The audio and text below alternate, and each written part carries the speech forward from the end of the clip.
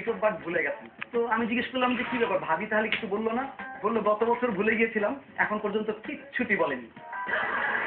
এই প্রসঙ্গে আরেকটি কথা আছে যে আপনার ম্যারিজ ডে আপনি কি করে মনে রাখবেন? জাস্ট প্রথম বছর ভুলে গিয়ে দেখুন না। সুজলা সুফলা শস্য শ্যামলা এই বাংলাদেশ, কিন্তু আপনি কি জানেন সৌদি আরবে প্রতিটি বৃক্ষের পেছনে, প্রতিটি গাছের পেছনে সরকারিভাবে একটি নির্দিষ্ট বাজেট বরাদ্দ করতে হয়। তো সেই সৌদি আরবের যুবরাজ বাংলাদেশে বেড়াতে এসেছেন। 3 দিন রাষ্ট্রীয় সফর শেষে এয়ারপোর্টে তার ভ্রমণের অভিজ্ঞতা বলছেন। তিনি সাংবাদিকদের বললেন যে আমি আসলে তোমার দেশের দারিদ্র কেন হয়েছে এটা বুঝতে পেরেছি। সবাই তো উৎসুক যে আমাদের দেশের দারিদ্র্যের কারণ উনি বুঝতে পেরেছেন। যে বলুন বলুন কি ব্যাপার, আমরা কিভাবে দরিদ্র হয়েছি? বলে যে তোমার সরকার গাছ লাগাতে গিয়ে গরিব হয়ে গেছে। এক ভদ্রমহিলা, নারীবাদী ভদ্রমহিলা, বাসে উঠেছেন কিন্তু সিট পাননি।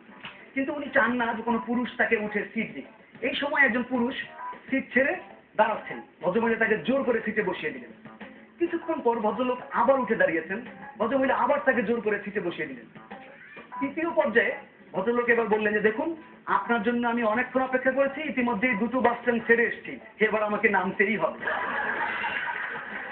বাংলাদেশে শেয়ার মার্কেট অত্যন্ত আলোচিত বিতর্কিত একটি বিষয়।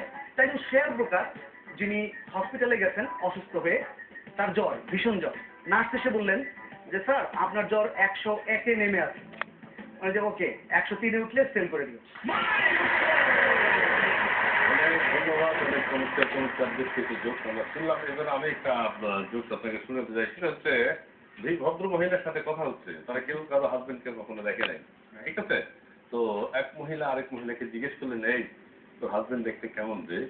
তখন সে বললো যে আমার হাজবেন্ড একটু খাটো, গেঞ্জি পরলে আর প্যান্ট পরতে হয় না।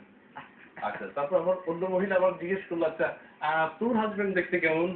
আমার হাজবেন্ড একটু মোটা, লুঙ্গি পরলে আর গেঁথু দিতে হয় না। যাই হোক, আপনাকে অনেক ধন্যবাদ, আবারও দেখা হবে।